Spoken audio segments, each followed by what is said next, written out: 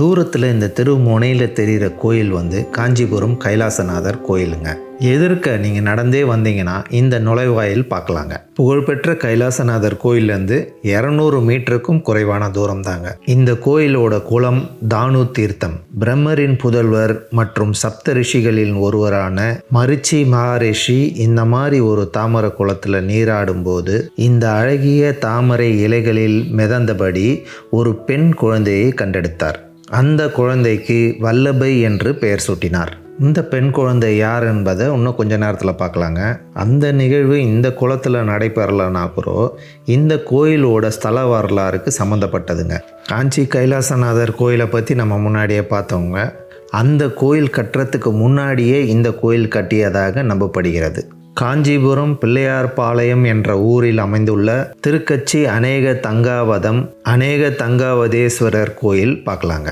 சுந்தரமூர்த்தி நாயனாரால் தேவாரம் பாடல் பெற்ற தலம். தொண்டை நாட்டு தேவார பாடல் பெற்ற ஸ்தலம் நம்பர் 4. குபேர பகவான் இக்கோயிலில் உள்ள இறைவனை வழிபட்டதாக நம்பப்படுகிறது. கச்சி அநேக தங்காவதம் சொன்னலங்க. அநேகம் என்றால் யானை என்று பொருள். விநாயகர் யானை உருவத்தில் தனது தும்பிக்கையால் இக்குளத்தில் உள்ள நீரை எடுத்து இந்த இறைவனுக்கு அபிஷேகம் செய்து வழிபட்டார். நம்ம தமிழ் புராணங்களின்படி பார்த்தீங்கன்னா விநாயகரை பிரம்மச்சாரியாக, அதாவது திருமணம் ஆகாதவராக நம்ம வணங்குறோம். வட புராணங்களின்படி பார்த்தீங்கன்னா அப்படி இல்லைங்க. வடக்கே இமயமலை தொடர்ச்சியில் அநேக தங்காவதேஸ்வரர் கோயில் ஒன்று இருக்குங்க. அந்த கோயிலிருந்து இந்த கோயிலை வேறுபடுத்துவதற்காகவே திரு கச்சி அநேக தங்காவதம் என்று அழைக்கப்படுகிறது. மரிஷி மகாரிஷிக்கு கிடைத்த வல்லபை என்ற குழந்தை தீவிர சிவபக்தராக வளர்ந்து வந்தாள். அந்த பெண்ணை இரணியபுர அசுரன் கேசி என்பவன் கடத்தி சென்றான். அப்போது அநேகம், அதாவது யானை உருவத்தில் இருந்த விநாயகர் அந்த அசுரரை அழிக்க போருக்கு செல்வதற்கு முன் இங்கு சிவலிங்கத்தை பிரதிஷ்டை செய்து வழிபட்டார். அதனால் அநேக தங்காவதேஸ்வரர் என்று அழைக்கப்படுகிறார். சுற்றி வலம் வரும்போது திருஞான சம்பந்தர், திருநாவுக்கரசர், சுந்தரமூர்த்தி நாயனார் மற்றும் மாணிக்க வாசகருக்கு இங்கே தனி சன்னதி இருக்குங்க. வல்லபை சிவபெருமானிடம் வேண்ட சிவபெருமான் விநாயகரை அனுப்பி அந்த அசுரனை அழித்து வெற்றி பெற செய்தார். அதன் பின் அம்பாலும் சிவபெருமானும் வெற்றியுடன் வந்த விநாயகருக்கு வல்லபையை திருமணம் முடித்து வைத்ததாக நம்பப்படுகிறது. இங்கே சிவபெருமான் சுயம்பு லிங்கமாக நமக்கு காட்சி தருகிறார். கிழக்கு பார்த்தவாறு கோயில் கருவறைங்க. நுழைவாயில் வடக்கு நோக்கி இருக்குங்க. கோஷ்டத்தில் விநாயகர், தட்சிணாமூர்த்தி, லிங்கோத்பவர், பிரம்மா மற்றும் துர்கை பார்க்கலாங்க. பிரகாரத்தை சுற்றி வலம் வரும்போது 4 விநாயகர், வள்ளி தேவியானையோட முருகர் மற்றும் சண்டிகேஸ்வரர் பார்க்கலாங்க.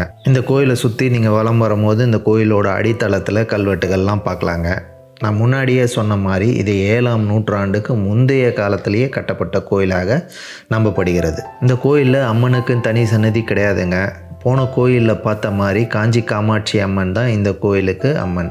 கோஷ்டத்தில் இருக்கிற விநாயகரும் பிரகாரத்தை சுற்றி வரும்போது தனி சன்னதியில் இருக்கிற இந்த விநாயகரும் நமக்கு தனியாக தாங்க காட்சி தராரு. வல்லபை கூட இல்லை. சிவஞான சாமிகள் எழுதிய புராணத்தின்படி பார்த்திங்கன்னா இக்கோயிலில் உள்ள மூலவரை அநேக தங்காவதேஸ்வரரை வணங்கியவர்கள் பிறப்பு மற்றும் இறப்பு சுழற்சியில் இருந்து விடுபடுவார்கள். அதாவது மறுபிறவி இல்லாத பாக்கியம் கிடைக்கும். இந்த கோயிலில் உள்ள மூலவரை வேண்டினால் திருமண தடைகள் எல்லாம் நீங்கி திருமண பாக்கியம் உண்டாகும். காஞ்சிபுரம் பஸ் ஸ்டாப்லேருந்து 2 கிலோமீட்டருக்கும் குறைவான தூரம் தாங்க.